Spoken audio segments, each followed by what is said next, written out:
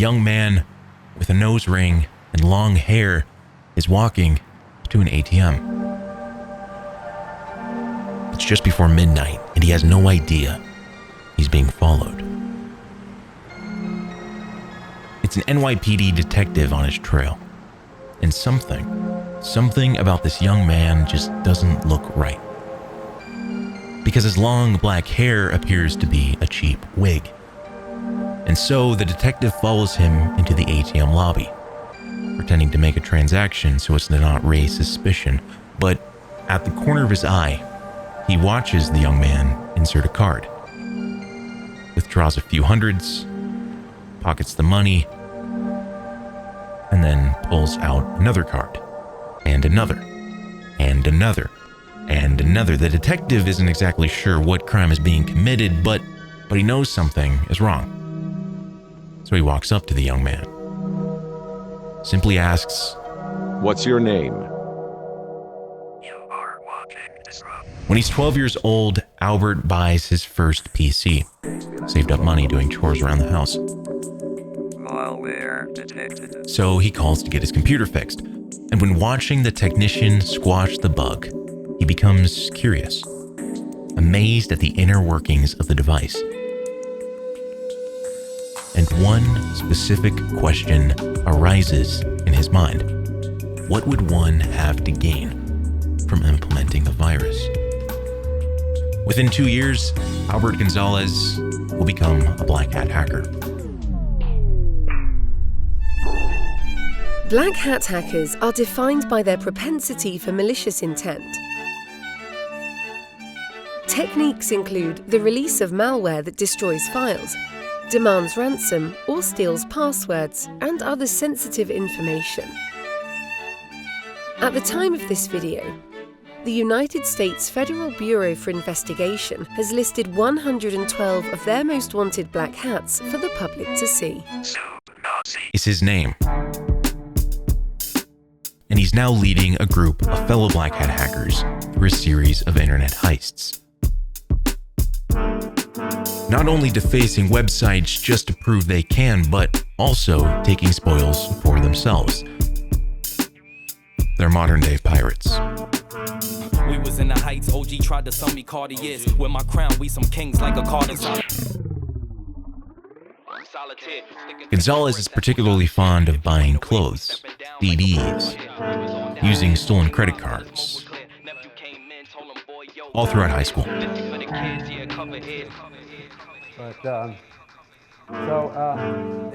in the late 1970s, inflation had emerged as the most serious problem facing America. The biggest problem. He then drops out of the education system entirely his freshman year of college, and he's now continuously hacking day and night into internet providers, then stealing the login and passwords of specifically company executives, acquiring classified information about their networks. Yeah, can you describe what it was like working with him?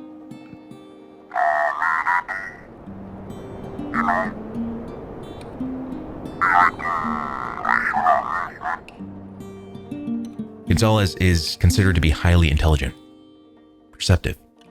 They say he's great at reading people, learning vulnerabilities, and deceiving them. Social engineering.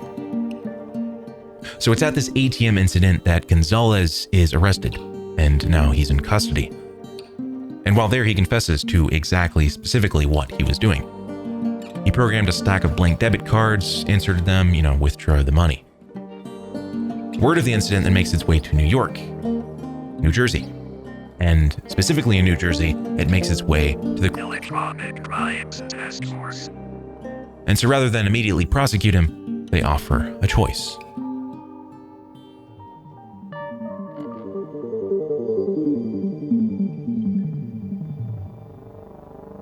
Gonzalez is now working as an informant to help combat cybercrime.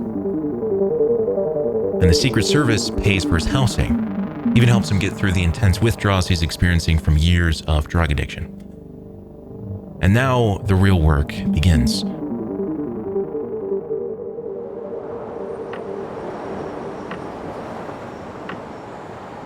The task force wants to take down the Shadow Crew, who he was working with earlier, in an underground black market cybercrime marketplace.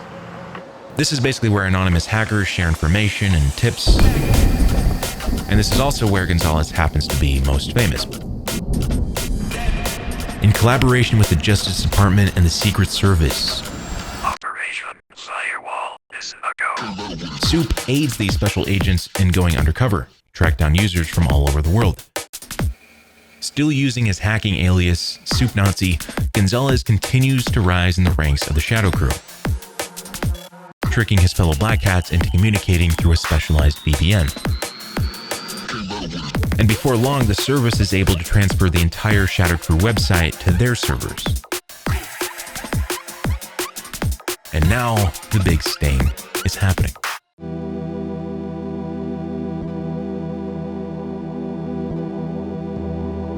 "28 Shadow Crew hackers across 8 states and 6 countries are tracked and arrested. The most successful cybercrime takedown of the time. In the eyes of the Secret Service, Gonzalez is a vigilante turned hero. They've all grown to like him, affectionately calling him by his first name, Albert, or just Soup. They know him to be a kind and respectful and always helpful young man. Little do they know that inside his head, a war is raging on.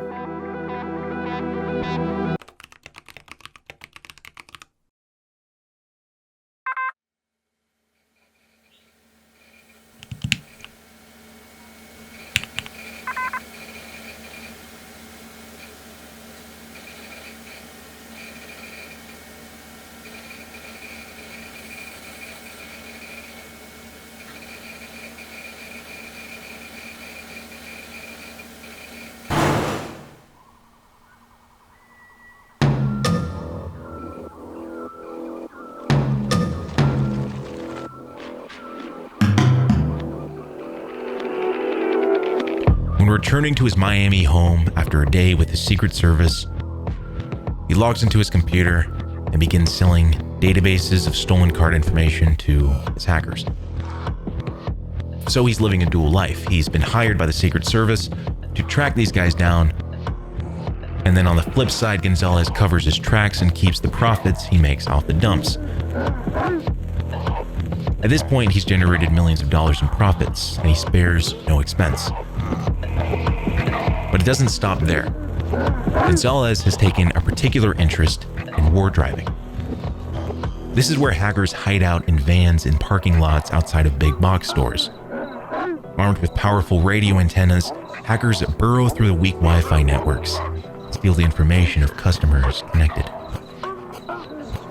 The major target Gonzalez picks is TJX corporations, the conglomerate to smaller companies, and at this point he's bleeding them dry. He even developed a sniffer program to avoid downloading data from cards that are expired. Reduces the error count substantially. For the next 2 years, Gonzalez and his followers have gained access to over 45 million card accounts, and the whole time he's still informing for the Secret Service. But then, right before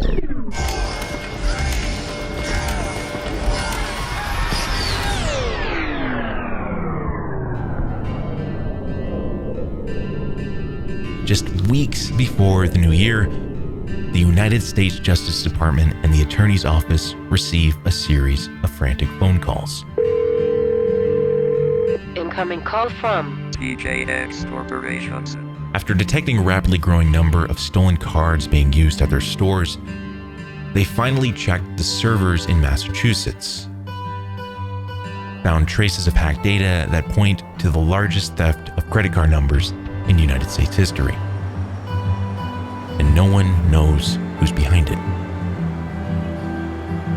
Meanwhile, Gonzalez tries quitting his work as an informant, but they won't let him go that easy. They begin tailing him, and he knows he's being followed, but he's certain he's covered his tracks.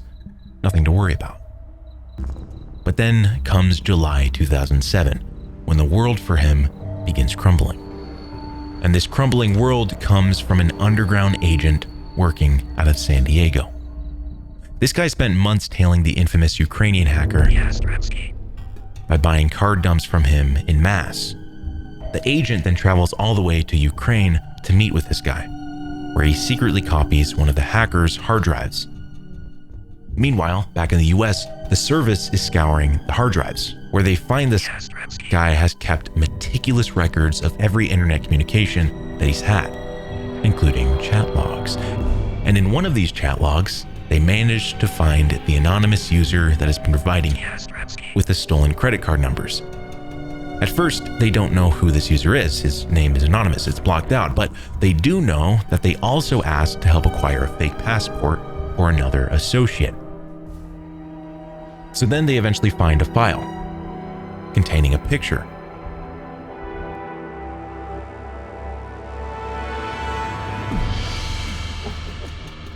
They're stupefied to learn that he's just one of the many Shadow Crew members who have been working directly with Soup Nazi this whole time. And this guy had kept information on Soup in case it could later be used as leverage.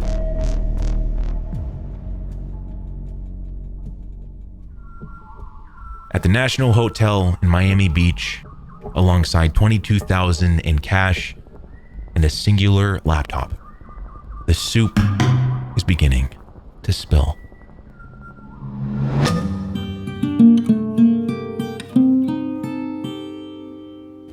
One of tonight's biggest newsmakers can't be here with us. He is under lock and key at a detention center in New York, probably without a computer in his cell. Albert Gonzalez is awaiting trial on allegations he orchestrated the largest data breach in history. The amount of people personally victimized by his thefts exceeds the population of several major cities and even some states. Security experts call the TJX breach the ultimate wake-up call for corporations like TJX, who up until now downplayed such a wireless threat. He's sentenced to 20 years in prison.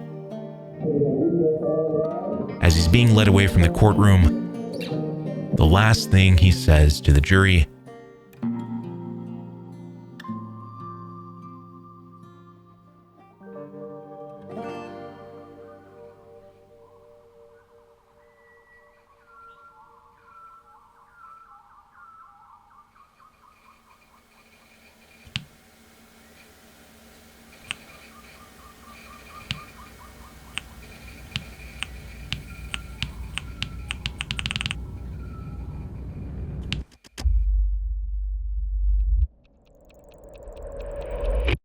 This is the story of something big.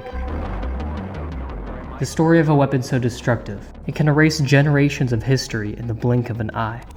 The atomic bomb. There is a bright flash, brighter than the sun, brighter than anything you've ever seen. To understand the full scope of nuclear warfare, I need to take you back to the very start.